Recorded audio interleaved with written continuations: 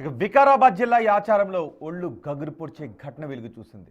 Instagram ప్రియుడి కోసం ఓ యువతి కన్న తల్లిదండ్రులని మత్తింజెక్షన్లతో చంపేసింది. నిందితురాలు నక్కల సురేఖ సంగారెడ్డిలో ఒక నర్సుగా పనిచేస్తోంది.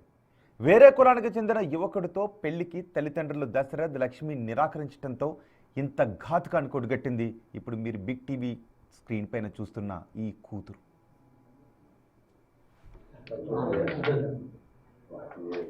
ఆసుపత్రి నుంచి తెచ్చిన హైడోస్ మత్తు ఇంజెక్షన్లకు నొప్పులు తగ్గుతాయని నమ్మించింది ఆ వృద్ధ తల్లిదండ్రులను. అనంతరం వారు స్పృహ తప్పినట్లుగా అన్నకు ఫోన్ చేసి పెద్ద నాటకం ఆడింది. అయితే ఘటనా స్థలంలో దొరికిన ఖాళీ సిరంజీలు పోలీసుల విచారణలో అసలు నిజం బయటపడింది. పోలీసులు సురేఖను అరెస్ట్ చేసి రిమాండ్కు తరలించారు. ఈ ఘటనపై అన్న వదిన స్పందించారు.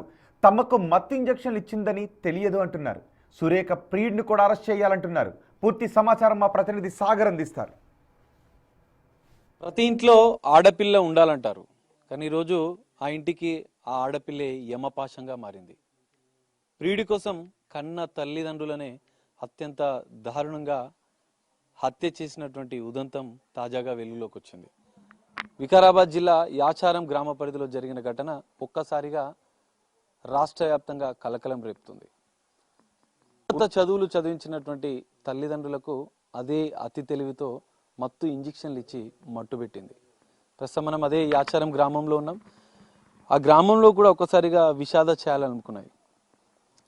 గత నెల 24వ తేదీన జనవరి 24వ తేదీన ఈ ఉదంతం జరిగినట్లు కూడా తెలుస్తుంది. ప్రస్తుతం మనం చూస్తున్నటువంటి యాచారం గ్రామంలో దశరథ్ లక్ష్మి అనే దంపతులకు ముగ్గురు ఆడకూతుర్లు, ముగ్గురు ఆడపిల్లలు, ఒక కొడుకు.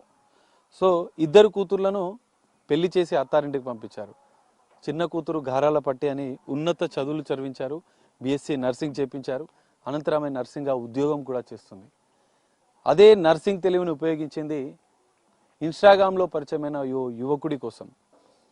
ఇన్స్టాగ్రామ్లో పరిచయం, స్నేహం, ప్రేమగా మారింది.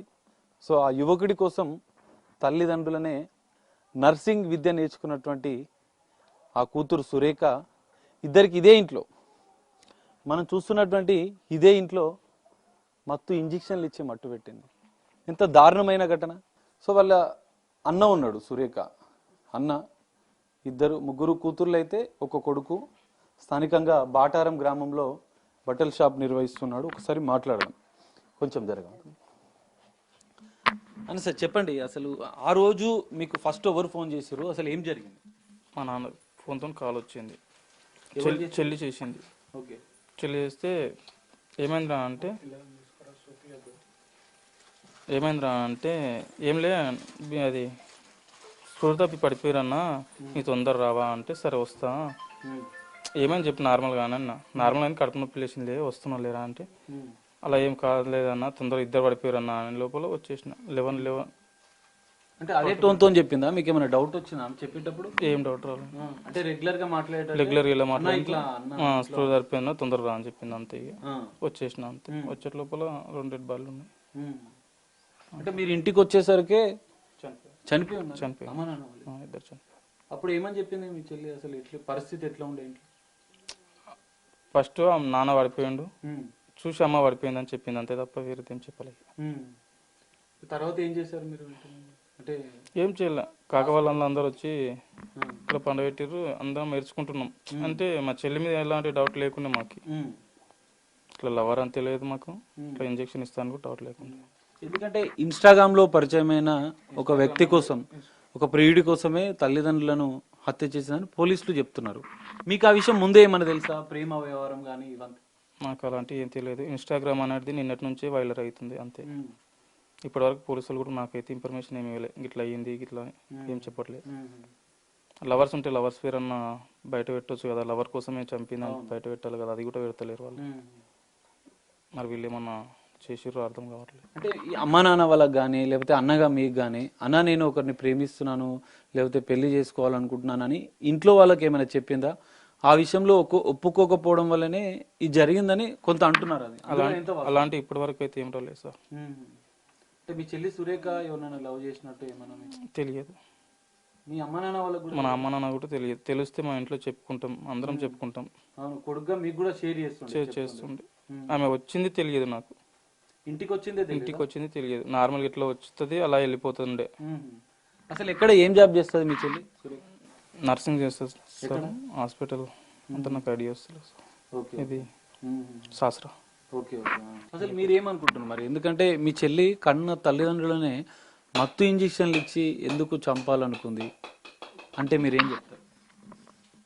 మాకే అర్థం కావట్లేదు. అంటే అలా డౌట్ అనేది రాలేదు. డౌట్ అనేది రాలేదు. ఇంజెక్షన్ అనేది డౌట్ ఇప్పటి వరకు రాలేదు సార్. అంటే ఇంట్లో పోలీసులు సిరంజీలు, ఎంటీ సిరంజీలు స్వాధీనం చేసుకురంట. అవి మీరు అబ్జర్వ్ చేసిరా? చేయలే. దొరికా? ఎప్పటికి తెచ్చి ఇస్తుండే కదా, జ్వరం వచ్చిన బాడీ పెయిన్స్ అని తెచ్చిస్తుండే. ఓకే, ఇంతకుముందు రెగ్యులర్ గా బాడీ పెయిన్స్ కాబట్టి ఏదైనా అందుకోసం మేము కూడా అందుకోసమే డౌట్ డౌట్ వాళ్ళేం. అయితే రెగ్యులర్ గా నొప్పులకు ఇంజెక్షన్లు ఇస్తుంది, కానీ ఈసారి మత్తు ఇచ్చింది. గమనించలేదు. ఎందుకంటే కన్న కూతురు తెలియదు అట్లా ఫస్ట్ టైం కదా, ఎక్కడన్నా చూసి అటు వాళ్ళకి తెలిసినంటే అదే ఇట్లా కూతురు చేస్తా అని తెలుస్తుండే. ఏడ చూడలేరు కదా, ఇటువంటి సంఘటన జరగలేదు, చూడలేరు వాళ్ళు. మళ్ళీ న్యూస్ ఏం చూడరు, చేయని కూతురు వచ్చి ఇంటికి అనుకుంటారు అంతే. ఒకసారి వాళ్ళ వదిన ఉంది, ఒకసారి జనరల్ గా ఎట్లా ఉండే అమ్మ మీతోని సురేఖ మీతోని ఎట్లా ఉంటుండే? బాగానే మాట్లాడుతుండేనా మీతోని? బాగానే మాట్లాడుతుండే. ఏమని చెప్తుండే? ఆ రోజు మీరు వచ్చిరా 24వ తారీఖు ఇక్కడికి? ఆ రోజు మా ఆయన ఒక్కడు వచ్చిండు, సడన్ గా ఫోన్ చేసి ఆయన ఒక్కడు వచ్చిండు, మా ఆయన కూడా వచ్చి. మీరు ఎప్పుడు వచ్చారు? మేము తర్వాత ఫోన్ అందరికి నేను కనుక్కుని తర్వాత ఊరు అన్న ఇట్లా దొరకరారని అంటే నాకు తోలుకొని వచ్చారు కదా అని వచ్చిన. వచ్చిన తర్వాత సురేఖ ఎట్లుంటుండే? అందరితో ఎట్లుండే అప్పుడు? బాగానే ఉండే, చాలానే ఏడిచింది, చాలా మంచిగా ఉండే. అంటే ఏమైంది అంటే ఏమవుతుందా నాకు తెలియదు, నేను వచ్చిన ఈ రోజే అన్నది. ఏమేమని చెప్పలేరా అని అడిగినాము, అంటే నాకేం చెప్పలేదు అన్నది. అన్నకి సైలెంట్, మేము ఇక బాధపడుకుంటా మేమే ఉన్నాం నైట్. అంటే అప్పుడు అందరి ముందు ఏడ్చిందా మరి అందరితో? ఎందుకంటే తల్లిదండ్రులు చనిపోతే ఏడ్చింది, బాధ ఉంటది. ఏడ్చింది, మంచిగా ఏడ్చింది, బాధపడ్డది. మళ్ళా తెల్లారి నాకు ఆ రోజు నైట్ కళ్ళు తిరుగుతున్నాయని చెప్పేసింది. కళ్ళు తిరుగుతున్నాయి చెప్తే ఏమన్నా అయ్యిందేమో అనుకొని మళ్ళా హాస్పిటల్ వెళ్ళాం. తొలకపోయారు ఆ పిల్లకు, కడుపు నొప్పి వేస్తుండే అప్పుడప్పుడు. కడుపు నొప్పి వేస్తుంది అని చెప్తే తొలకపోయారు. తొలకపోయి వచ్చిర్రు. వచ్చినాక మంచి ఆ టాబ్లెట్ వేసుకుంది, మంచిగా ఉండే ఆ రోజు. తెల్లారి వాళ్ళు ఎట్లా వేసిందో పోలీసు వచ్చేసి చెక్ చేసిర్రు మొత్తము. చెక్ చేస్తే అవి సిరంజీలు దొరికిండే సార్. ఎట్లా దొరికినాయో ఏమో, మేము సిరంజీలు దొరికినా కానీ అప్పుడప్పుడు ఇచ్చుకుంటారు కదా, పడేయలేదు మొత్తం చేనుకోతుంది కదా, వెళ్తుంది కదా, మర్చిపోయి పడేయలేదేమో అని మేము అనుకున్నాం. ఆ పిల్ల మీద డౌట్ వల్లే మేము. నా చెల్లి తల్లిదండ్రులనే హత్య చేసింది కాబట్టి తనను జీవితాంతం జైల్లోనే ఉంచాలంటూ కూడా అన్న డిమాండ్ చేస్తున్నాడు. ఇక్కడ ప్రియుడి పాత్ర పైన కూడా ఆరా తీయాలి. ప్రియుడి పాత్ర ఏముంది, ఇన్స్టాగ్రామ్లో చాట్ చేసిన వ్యక్తి ఎవరు, అతను కూడా ఈ ఊరికి వచ్చినాడు, తనని కూడా కఠినంగా శిక్షించాలంటూ కూడా కుటుంబ సభ్యులు డిమాండ్ చేస్తున్న పరిస్థితి. మరి కేసు దర్యాప్తులో ఏమైతే ఇప్పటికే కన్న తల్లిదండ్రులను హత్య చేసిన కూతుర్ని పోలీసులు కటకటాల వెనక్కి నెట్టారు. మరి పూర్తిస్థాయి దర్యాప్తులో ప్రియుడి పాత్ర ఉందా లేదా తేలుతుందా? పోలీసుల దర్యాప్తులో ఏం తేలుతుందనేది మాత్రం వేచి చూడాల్సిన పరిస్థితి. కెమెరామెన్ శ్రీకాంత్తో కలిసి సాగర్, బిగ్ టీవీ, వికారాబాద్ నుండి.